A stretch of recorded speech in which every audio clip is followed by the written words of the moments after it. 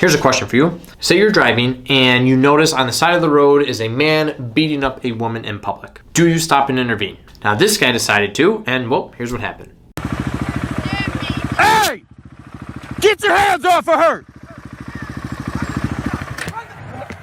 Get the f away from me! I have my daughter! You get the f away from me! Back the f off of my daughter! Right now! Get in the f***ing car! Get in the f***ing car! You're on camera, bro. I'll take this to the cops. Don't keep walking up to me. Stop walking up to me. Babe, go. Get her out of here right now. I love you, bub. Don't worry, I'm going to the cops. I got you. I got your license plate, mother... I am sorry that I scared you. You didn't scare me, you scared me. Okay. I'm sorry that I put you in that situation. Okay? Look at me. I will not stand there and watch a man put his hands on a woman. Okay. I'm sorry I put you in that position, Bug. That's fine. I'm proud of you. Oh, thank you. Now, before we dive too much into this video specifically, let's just kind of talk about fight intervention in general. And I truly don't believe it's as much of a question of would you intervene? It should be the question of should you intervene? Now, some of you are going to argue, well, context matters in those situations, right? Is it two guys that are drunk at a bar fighting? Is it two drunk women at a bar fighting? Is it a man beating up a woman, such as in this video? Is it a woman beating up a man? Are there children involved? Are both parties actively fighting one another, or is one person essentially just cowering and trying to protect themselves and the other person is just plainly beating the shit out of them? Now, these are all questions that people will want to ask to get a better idea of the context before they give you their ultimate answer of whether or not they're going to intervene and be a hero. Now, if you were asking me personally, I will never intervene in a fight. Well, maybe not ever. Maybe if it has to do with a child and it's like clearly that this child is being beaten and abused in a public setting, or if I witness the incident from the very beginning and I can gather all of the information I need to be able to make an accurate and confident decision of like, yes, I need to step in. But even then, there are still risks involved. And listen, people need to understand that if you are intervening in a fight, especially being the fact that it has nothing to do with you in the first place, you are putting yourself at risk, not even necessarily just bodily harm, but potentially life-threatening injuries. Now, obviously, only you are going to be able to make that judgment call in that moment in time, and you're going to have to live with whatever decision you make. But here's a few things that we need to consider when it comes to just fight intervention in general, right? For instance, how do you actually plan on intervening? What are your physical capabilities or limitations? Do you have experience fighting or training to begin with? Because I'll be honest with you, if you don't know how to fight, you probably should not be intervening in a fight to begin with. Taking it one step further, do you know the full circumstance of why the fight started? Meaning, do you know who is essentially the good guy or the bad guy? Maybe you jump in seeing someone that appears to be helpless and you jump in to help that person only to find out that they're the ones who actually initiated the entire confrontation and now you are actually helping the bad person. Then obviously we need to think about to what extent are we actually going to intervene? Am I simply just going to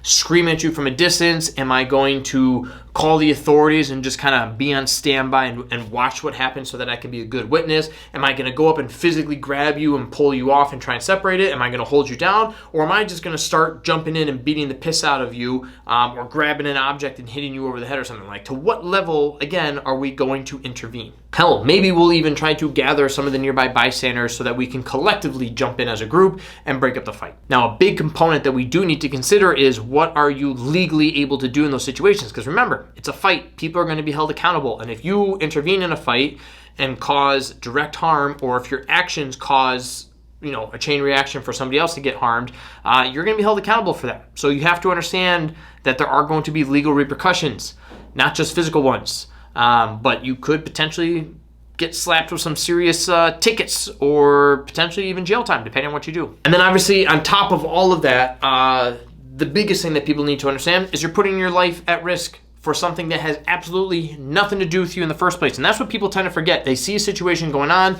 and they have that moral obligation to be a hero and jump in and help. It's great. But again, it had nothing to do with you in the first place. And whatever happens now as a result of you jumping in, whether it's harm to yourself, harm to your loved ones, if your family's with you, or again, if you cause harm to somebody else, you're going to be held accountable and you're going to have to just deal with whatever comes out of the situation.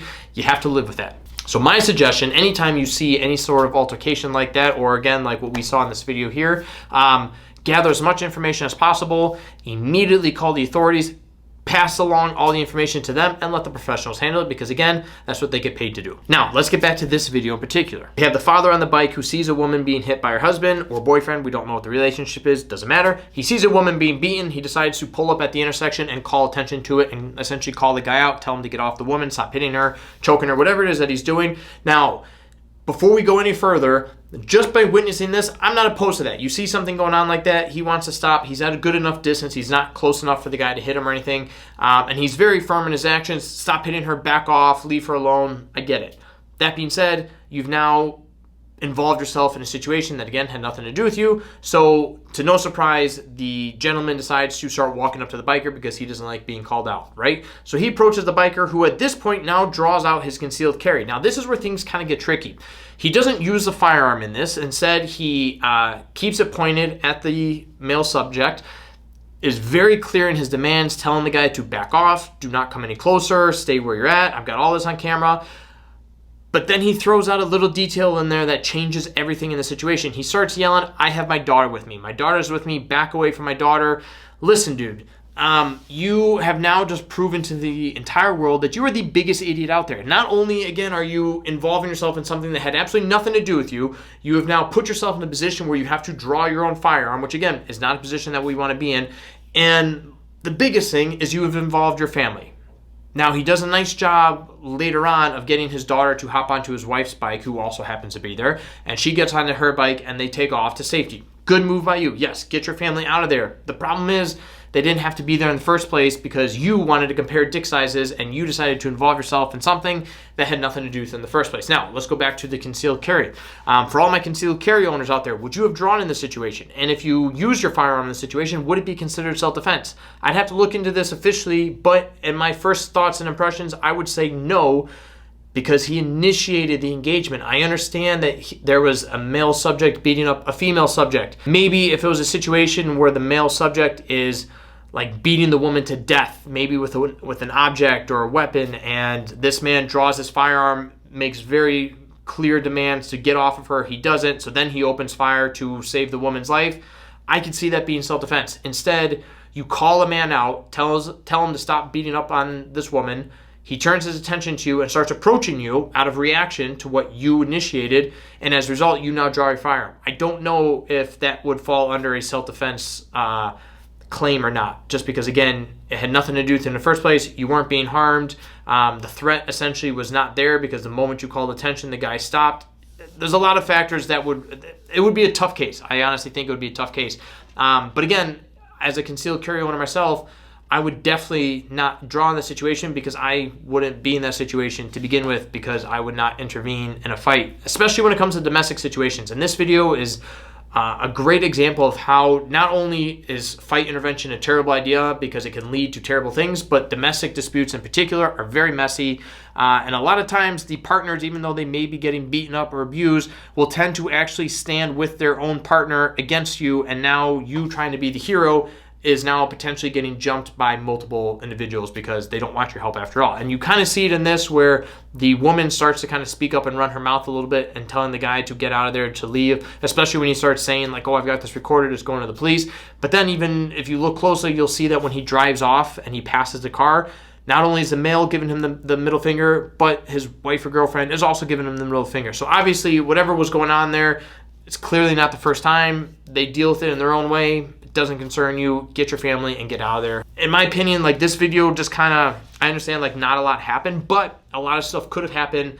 But the biggest thing that I took away from this video was how stupid this man was for intervening in a fight, because things could have gone terribly wrong. Let's say, for instance, that the moment the guy gets called out and he turns his attention to the motorcyclist and he starts approaching them, maybe he draws a firearm on his own. Maybe he starts shooting at the guy on the bike, who now, not only has he now risked his own life, but now his daughter's life is at risk and his wife's life is at risk, and there's a very good chance that they could all be shot and severely injured. So again, if you are one that is like, yeah, I would intervene in a fight, again, go back to the beginning of this video and take into all those variables, know what your capabilities are, how would you actually intervene safely to where not only are you protected, but you're also doing the least amount of damage or risk of damage to the parties involved. Are you for sure knowing who the good and the bad person is, or why why did the fight start in the first place? Are you confident that there's no weapons involved? And again, just because you don't physically see them doesn't mean that somebody has one concealed.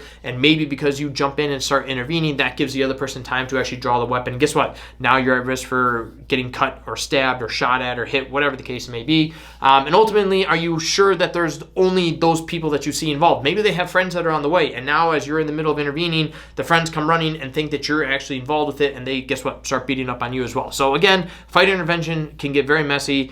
Just go on the internet, look up fight intervention, and you'll see countless videos. Teachers trying to break up fights and they get punched.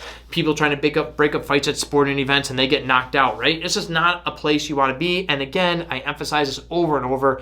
If it has nothing to do with you in the first place, don't get involved. It's not your problem. Move on.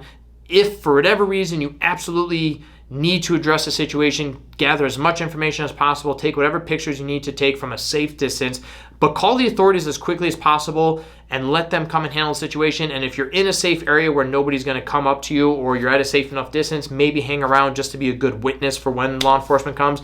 But fight intervention, even if you're by yourself, it's not worth the risk. Even if you are trained in fighting and you know what to do, it's not worth the risk. But most importantly, if you're like this dude and you're out with your family and your own damn kid, be a good father and get your family the hell out of there. That's not the time to be the hero. You being a hero is acknowledging that there's a bad situation nearby, that things could get even worse. And the best thing that you can do if you want to be a hero and you want to do the morally right thing is to get your daughter, get your wife, and say, hey, we're leaving. Ride's over, turn right, we're going home, and we're getting out of the situation as quickly as possible. We'll call the police and let them know what we saw and where it was, but we're not hanging around here. But yeah, don't ever put yourself in a position where you're injecting yourself into a fight, and definitely not a situation where you have to draw your own firearm again with your wife and kid with you. So yeah, this dude's an idiot. Don't be this dude. And honestly, I'm not saying to ignore the fights. I'm just saying better to be a good witness, better to let the professionals handle it, and at the end of the day, keep yourself alive, keep yourself safe, and keep your loved ones safe, as always. But let me know in the comments down below what you would have done in this specific situation, and as always, we'll see you next time. Stay safe.